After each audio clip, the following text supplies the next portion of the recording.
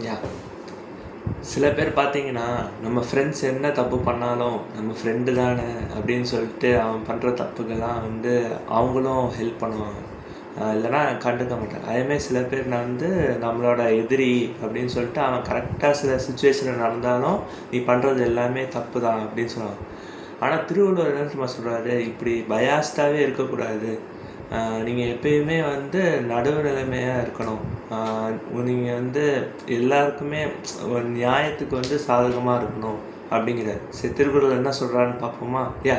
This is your Venkatesh Mithya. Welcome to our 111th video. இந்த வீடியோவில் நம்ம என்ன பார்க்க போகிறோம்னா, திருக்குறளில் இருக்கிற அதிகாரம் நம்பர் 11 நடுவு நிலைமை.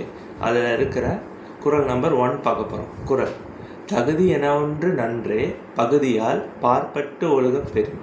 ரிப்பீட்டிங்: தகுதி என ஒன்று நன்றே, பகுதியால் பார்ப்பட்டு ஒழுகப் பெறின். இதோட பொருள் என்னென்னா, நியாயமாக நடக்கிறது என்பது வந்து ஒருவருக்கு கிடைக்கிற மிகப்பெரிய அறம். ஓகே, ஸோ அது எப்படி இருக்கணும்னா, பகைவர், நட்பு, அந்நியர்கள்னால் யாருன்னே தெரியாதவங்க, இவங்க எல்லாருக்குமே சரியான முறையில் வந்து நியாயமாக வந்து நடந்துக்கணும். எல்லாருக்கூடையும் யாருக்கும் பார்ஷியாலிட்டி பார்க்கக்கூடாது, பயாஸ்டாக இருக்கக்கூடாது அப்படிங்கிறது. அப்படி வந்து பார்ஷியாலிட்டி பார்க்காம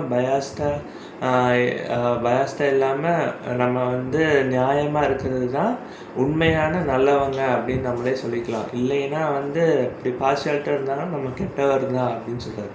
ஸோ நம்மளுமே யாருக்குமே பார்ஷியாலிட்டி பார்க்காம எல்லாரோடையும் சமமாக எல்லாரையும் மதித்து நியாயமாக நடந்துக்கணும்னு சொல்லிக்கிறேன். தேங்க்யூ.